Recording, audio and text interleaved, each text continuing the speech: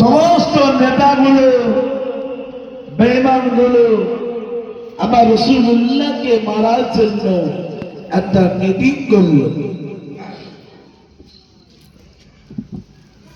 ফেসলা করলো নবী মুহাম্মদকে দুনিয়া থেকে মিটিয়ে দাও। বিশ্বনবীকে কি মারতে পারবে? ক্ষমতা আছে? উতবা সাহেবেরা, আবু জাহেল, মক্কা অনন্ত নেতাগুলো বিশ্বনবীকে মারার জন্য একটা মিটিং করলো, মুহাম্মদকে সরিয়ে দাও। ওরা বলছে মুহাম্মদকে সরিয়ে দাও। মক্কা থেকে অনেক লোকদেরকে মিটিং করে বললো মুহাম্মদকে দুনিয়া থেকে মিটিয়ে দিতে হবে। ও সুরার মালিকেরা, জানেরা, যুবকেরা, ও নবী মুহাম্মদ আছে তোরা মারা কান্না মারা গাছুয়েদিন আমার বিশ্ব নবী রাসূলুল্লাহকে মারার জন্য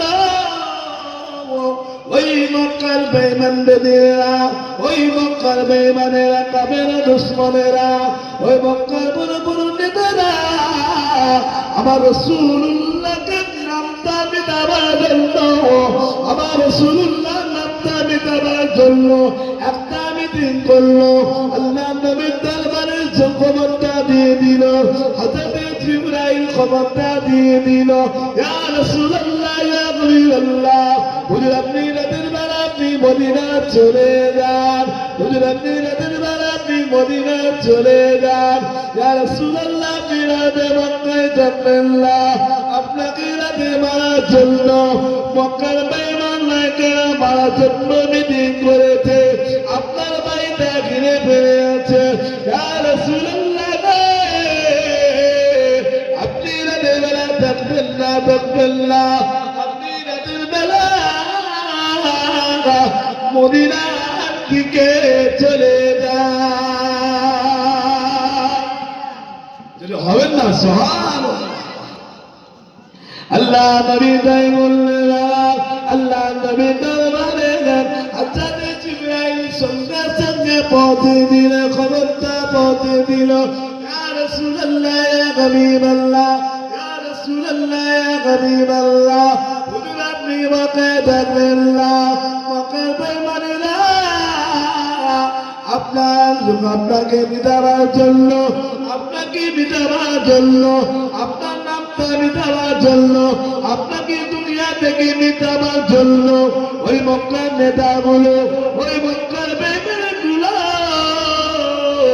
আপনার নামটা শোনাবার জন্য মিটিং করেছে। ইয়া রাসূলুল্লাহ, আপনি রাতের বেলা মদিনা চলে যান। আল্লাহ নবী ওই সময় আসরের বেলা নামাজের সময় আলীকে ডাক দিলে, ও আমার আলী, জামাত আলী, ও আমার জামাত আলী, আমি রাসূলুল্লাহ কিছু আপনাকে আমানতটা দিয়ে যাব। ও আমার জামাত আলী, আমি রাসূলুল্লাহ আপনাকে কিছু আমানত দেব। জি হুজুর, বলেন কি আমানত? বুঝে মক্কার কিছু নেতাদের টাকা পয়সা আছে, আমার কাছে কিছু আমানত তো আছে, আলী আপনাকে দিয়ে এই আমানতটা আপনাকে দায়িত্বটা দিয়ে দাও। আলী বললে ঠিক আছে। আল্লাহ নবী সমস্ত আমানত গুলো বুঝিয়ে দিল, সমস্ত আমানত গুলো বুঝিয়ে দিয়ে আলীকে বলছে মক্কার অমুক নেতার অমুক টাকা, অমুকের পাওনা, অমুক এ করে পাওনাটা দিয়ে রাসূলুল্লাহ আমার দয়ার নবী রাতের বেলা নামাজ পড়ে ফজরের সময় অন্তহর সময় রাসূলুল্লাহ যখন বাড়ি থেকে নামাজ পড়ে বেরিয়ে যাবে, দুশমনেরা বিশ্ব নবীর দরবারে, বিশ্ব নবীর ঘরে ঘিরে ফেলে আমার রাসূলুল্লাহর ঘরটা ঘিরে ফেলে আছে। রাসূলুল্লাহকে মিটাবার জন্য, রাসূলুল্লাহকে মিটাবার জন্য বেঈমানেরা ঘিরে আছে। আল্লাহ নবী আমার আল্লাহর দরবারে দোয়া করলেন, আমার আল্লাহ বলে, নবী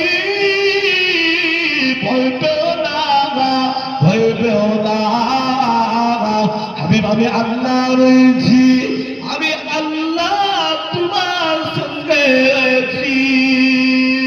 আমি এক মতো মাটি নিলেন, এক মতো বালু নিলেন, আল্লাহ নবী এক মতো বালু নিলেন, ওই কাবের দিকে ছুটি দিলে আমি এক মতো বালু নিয়ে ওই কাবের দিকে ছুটি দাও। তাই বললে বাবা আল্লাহ নবী ওই বালুটা ছুটি দেওয়ার পরে, বালুটা ছুটি দেওয়ার পরে আমার বিশ্ব নবী রাসূলুল্লাহ জানবে মুহাম্মদ রাসূলুল্লাহ সাল্লাল্লাহু আলাইহি ওয়াসাল্লাম নবী আমার ওই কবরের মধ্যে চলে গেল। আবু বকর সিদ্দিকের ভাই বলে, ভাই আবু বকর, বলতে আওয়াজ, আবু বকর আওয়াজটা দিয়েছে। আবু বকর বলছে, লাব্বাইক ইয়া রাসূলুল্লাহ। আমি আবু বকর 6 মাস আগে বলেছিলেন হিজরত করবে, রাসূলুল্লাহ 6 মাস আগে বলেছিলেন মক্কা থেকে মদিনায় হিজরত করব। আমি আবু বকর 6 মাস ধরে ইয়া রাসূলুল্লাহ বিছানা টিন লাগাইনি, দেওয়ালে হিলানা দিয়ে আপনার অপেক্ষায় ছিলাম। রাসূলুল্লাহ আপনি কবে ডাক দেবে? আমি আবু বকর লাব্বাইক। আপনি ডাকার সঙ্গে একবার আবু বকর বলে, ইয়া রাসূলুল্লাহ আমি আবু বকরের দরজাটা খুলে গিয়েছি। বলেন না সুবহান। ও সোনার মালিকেরা জানেরা, ও আমার মাদ্রাসা তোলাবারা কান্দারা শুনে রেখে দিন। আবু বকর সিদ্দিক রাদিয়াল্লাহু আনহু 6 মাস আগে আমার রাসূলুল্লাহ বলেছিল, ওই 6 মাস আগে ওই আবু বকর তারা 6 মাস ধরে পিছনে বিদ লাগায়নি, তারা 6 মাস ধরে বিছানা ঘুমায়নি। আমার রাসূলুল্লাহ অপেক্ষায় ছিল আমার দয়াল নবী কবে ডাক দেবে। আমি আবু বকর লাব্বাইক দেব।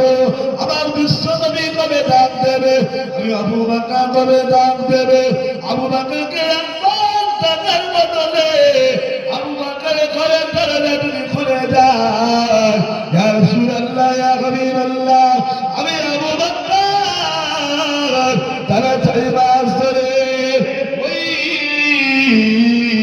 ওই পীরে দালানা দিয়ে, ওই চকটে দালানা দিয়ে আপনার অপেক্ষায় ছিলাম। ইয়া রাসূলুল্লাহ ইয়া হাবিবাল্লাহ আপনি কবে দেখে নেবেন? আমি আবু বকর আপনি একবার শুধু আবু বকর বলে দেখেছেন। ইয়া রাসূলুল্লাহ ইয়া হাবিবাল্লাহ আমি আবু বকরের দরজাটা খুলে যাই। আল্লাহর নবী যখন আবু বকরকে দেখে নিলেন, চলো ভাই আবু বকর দেরি করে যাবে না, যাবে না। এদিকে মক্কার মালায়েকেরা আমাদেরকে মারার জন্য শুরু হয়ে গিয়েছে। তাই মক্কার মানেরা সকাল হয়ে গেল, সময় হয়ে গেল, সকাল হয়ে গেল। ওই বেঈমানেরা আমার রাসূলুল্লাহ থেকে বেড়ে আছে। আর রাসূলুল্লাহ যেই চাদরটা দিয়ে ঘুমাতো সেই চাদরটা দিয়ে আলী ঘুমিয়ে আছে। সকাল হয়ে গেল, আলী ঘুম থেকে উঠে বলল, ওই বেঈমানেরা ঘরের দিকে লক্ষ্য করে দিকে দেখো রাসূলুল্লাহ শুয়ে আছে। দেখো আলী রাসূলুল্লাহর বিছানা ভুলে আছে। আলী ঘুম করা চলে যাওয়ার পরে আমার রাসূলুল্লাহ আর বিছানা থেকে আলী উঠে বলল, আলীকে তো মারধর করলো, আলীকে তো মেরেছিল, আলীর গায়ের চামড়াগুলো খারাপ করেছে, আলীকে তো মেরেছে। আলী পরিচয় দেয় না, তোদের বেঈমানের মুখে আমি আলী আমার নবীর পরিচয় দেব না রে, আমার নবীর পরিচয় দেব না। যত মেরে দে আমি আলী, মরে গেলেও আমার নবীর সংবাদ তোদের বেঈমানের মুখে দেব না। আলীকে তো মারধর করলো, টেনে নিয়ে উনি আঘাত করলো। আলীকে গাছের তলায় কাবা ঘরের সামনে বেঁধে রেখে তো মারলো। আলী গায়ে জামা করে দিয়ে আলীকে চাবুক মারতে লেগেছে। আলীকে তো চাবুক মারে রে, আলী গায়ে জামা খুলে দিয়ে চাবুক মারে মেরে মেরে আলী গায়ে খুন ধরে যায়। আলী গায়ে খুন ধরে যায়। ও সোনার মনিকেরা, ও বালা আলীকে মেরে দিয়ে আলী পরিচয় দিল না। বেঈমানেরা চলে গেল আবু বকর সিদ্দিকের বাড়ি। আবু বকরের কন্যা, আবু বকরের কন্যা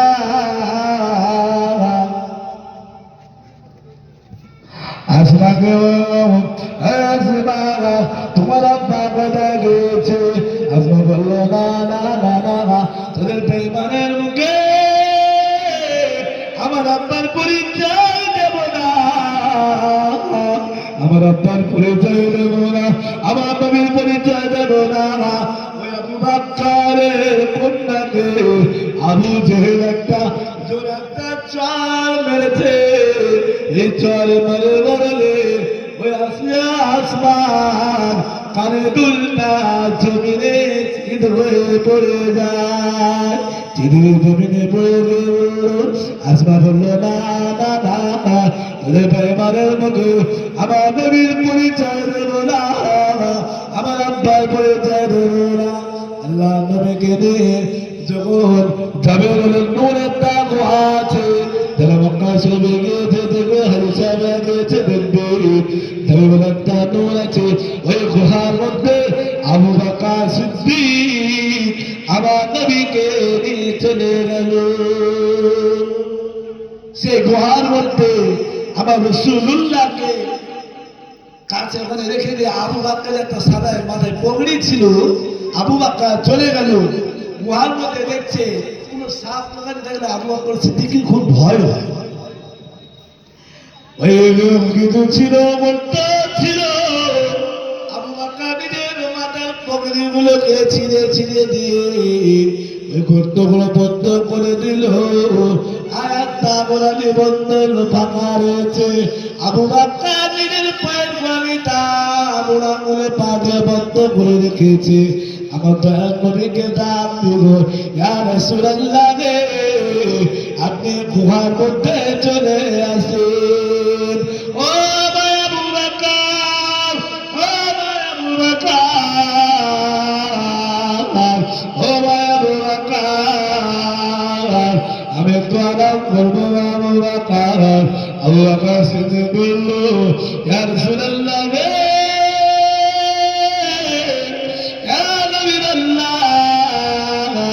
আপনি আমার পায়ে দাঁড়াতে আমি ঘুমিয়ে পড়ো। আল্লাহ নবী ওই আবু বকরের পায়ে ওই মাথা রেখে দিয়ে আমার রাসূলুল্লাহ আরাম করতে লাগলেন। আবার আল্লাহ বললেন, মকরসা ওখানে জাল বুঝে দে, জাল বুঝে দে। এই মকরসা ওই গুহার মধ্যে জাল বুঝে দে। কাবুতরকে বললো, কাবুতর ওই ওই জায়গাতে বাসা করে ডিম মেরে দে। কোন বেঈমানেরা না বুঝতে পারে আমার রাসূলুল্লাহ গুহার মধ্যে রয়েছে। ওই গুহার মধ্যে আমার রাসূলুল্লাহ আছে। আর উপরে ফাঁকা, পাহাড়ের উপরে আবু জেহেলেরা খুঁজাখুঁজি করতে লেগেছে। আমার আবু বকর সিদ্দিক, আমার আবু বকর সিদ্দিক আবু জেহেলের পাটা দেখতে পেয়ে গেছে। গুহাটা তো অনেক বড় পাহাড়, উপরে গর্ত দিতে উপরে ফাঁকা পুরো দেখা যাচ্ছে। আবু বকর সিদ্দিক ভয় পাচ্ছে। আমার রাসূলুল্লাহ বললেন, ভাই আবু বকর ভয় পেও না, আমরা একা নয়, সঙ্গে আমাদের আল্লাহ রয়েছে। জয় মা সুবহানাল্লাহ। আল্লাহর নবী ওয়াবদার বদরু ওয়া আবু বকর যে পালা দিয়ে গোয়ালিটা বন্ধ করে দিয়েছিল, ওই গুহার মধ্যে একটা বিষাক্ত সাপ এসে আবু বকরকে দংশন করলো। ওই সাপটা অন্য কেউ না, ওই বনি ইসরাইল নামে যে সাপটা, ঈসা নবীর জামানার সেই সাপটা, ঈসা নবীর জামানার যে সাপটা বনি ইসরাইল বলে সম্প্রদায় আমার রাসূলুল্লাহ নামটা মিটিয়ে দিয়েছিল, আর ঈসা নবীর নামটা রেখেছিল। আমার নামে আমার রাসূলুল্লাহ নামটা নিয়ে ওই বনি ইসরাইল নামগুলোকে কেটে দিয়ে ওদের নবী ঈসা নবীর নামটা রেখেছিল। তো আল্লাহকে ক্ষমা করেছিল না, তো বনি ইসরাইল ঈসা নবীকে বলেছিল, আল্লাহ দরবারে দোয়া চাও, আমি বাঁচতে চাই। আল্লাহ দরবারে ঈসা নবী দোয়া করল, ওই বনি ইসরাইল আমার আল্লাহ সাপ বলে দিল। ওই বনি ইসরাইল বলেছিল যে রাসূলুল্লাহর নামটাকে দিয়েছো, ওই একটা গুহা দেখবে, গুহা থেকে যদি আলো, যদি নূরের আলো থাকে, সেই নবীর কাছে আপনি ক্ষমা চাবে, সেই নবীর আপনি ক্ষমা চাবে। ওই বনি ইসরাইল সেই সাপটা ওই গুহা থেকে একটা আলো দেখতে পেয়েছে, ওই গর্তের মধ্যে একটা আলো দেখতে পেয়েছে। সেই সাপটা আবু বকরকে বনি ইসরাইলের সম্প্রদায়ের সাপটা ধ্বংসন করে দিয়েছে। আবু বকর সারা শরীর যারা যন্ত্রণা করতে দেখে গিয়েছে, আবু বকরের চোখ ভরা পানি, আবু বকরের চোখ ভরা পানি দিয়ে জমিনে পানিগুলো গড়িয়ে গড়িয়ে পড়তে লেগে যায়। আমার রাসূলুল্লাহ মুখে মোবারকে আবু বকরের চোখের পানিটা পড়ে যায়। আমার রাসূলুল্লাহ ঘুম কানা ছুটে গিয়ে, ভাই আবু বকর কাঁদো কাঁদো কাঁদো কাঁদো, বাড়ির কথা মনে পড়ে গেল নাকি, ছেলের মেয়ের কথা মনে পড়ে গেল নাকি? ইয়া রাসূলুল্লাহ রে, ইয়া নবীল্লাহ,